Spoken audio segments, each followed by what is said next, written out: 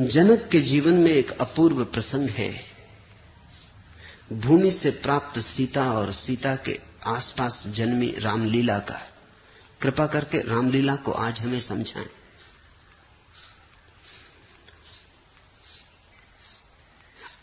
अष्टावर्ग के संदर्भ में और उस सब के संदर्भ में मैं जो तुमसे जो कह रहा हूं, उस कथा का अर्थ बहुत सीधा साफ है। सीता है पृथ्वी, राम है आकाश। उन दोनों का मिलन ही रामलीला है, पृथ्वी और आकाश का मिलन। और रामलीला प्रत्येक के भीतर घट रही है। तुम्हारी देह सीता है, तुम्हारी आत्मा राम। तुम्हारे भीतर दोनों का मिलन हुआ है, पृथ्वी और आकाश का, मर्त्य का और अमृत का। तुम्हारे भीतर दोनों का मिलन हुआ है।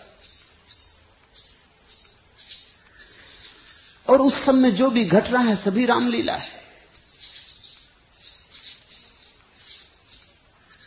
राम कथा को अपने भीतर पढ़ो, और जिस दिन तुम ये पहचान लोगे कि तुम न तो राम हो और न तुम सीता हो, तुम तो रामलीला के साक्षी हो, दृष्टा हो, उसी दिन रामलीला बंद हो जाती। जाना है सीता और राम के ऊपर। रामलीला लोग देखने जाते हैं, वहां क्या खाक मिलेगा। भीतर रामलीला चल रही, वहीं बैठ के देखो, तुम देखने वाले बन जाओ। रामलीला देखने से कहते हैं बड़ा लाभ होता, पुण्य होता। वो पुण्य अगर मेरी बात समझ में आ जाए तो होता है। ये जो सीता और राम का मिलन तुम्हारे भीतर हुआ, ये जो पृथ्वी और आकाश मिले, ये जो पदार्थ और चैतन्य का मिलन हुआ, इसको मंच बना लो, ये होने दो। तुम दर्शक होकर बैठ जाओ, तुम दृष्टा बन जाओ, तुम साक्षी हो जाओ। जैसे ही तुम साक्षी हुए, तुम लीला के पार हो गए। कहीं और रामलीला देखने नहीं जाना है। प्रत्येक के भीतर जन्मती है रामलीला, और जब तक रामलीला चलती रहती तब तक संसार चलता रहता। जिस दिन तुम्हारा साक्षी जग जाता है और रामलीला बंद हो जाती, उसी दिन संसार तिरोहित हो जाता है।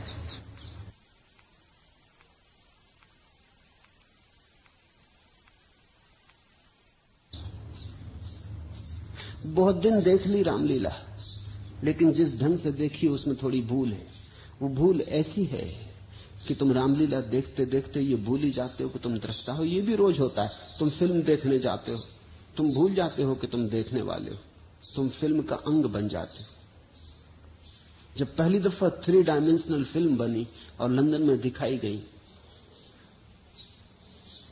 तो लोगों को समझ में आया कि हम कितने भूल जाते। 3 डायमेंशनल जो फिल्म है, उसमें तो बिल्कुल ऐसा लगता है जैसे साक्षात व्यक्ति आ रहा है।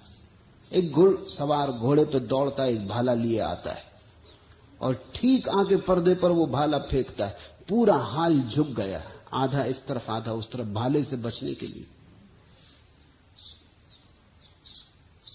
एक क्षण को झूठ सच हो गया। इस झूठ के सच हो जाने का नाम माया है। बंगाल में बड़े प्रसिद्ध विचारक हुए ईश्वरचंद्र विद्यासागर। वो रामलीला देख रहे थे या कोई और नाटक देख रहे थे। सभी नाटक रामलीला है। और नाटक में एक पात्र है जो एक स्त्री के साथ बलात्कार करने की चेष्टा कर रहा है। वो इतनी बदतमीजी कर रहा है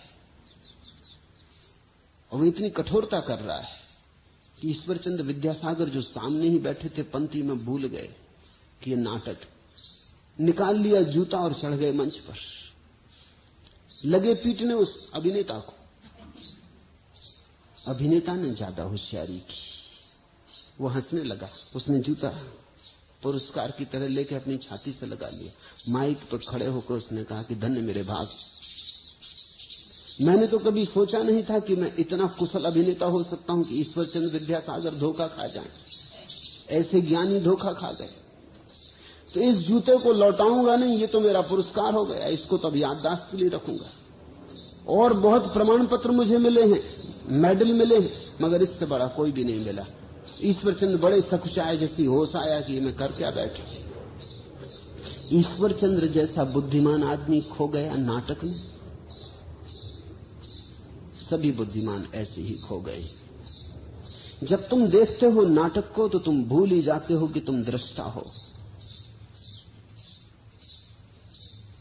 वो जो चल रहा है धूप छाया का खेल मंच पर, पर्दे पर, वही सब कुछ हो जाता है।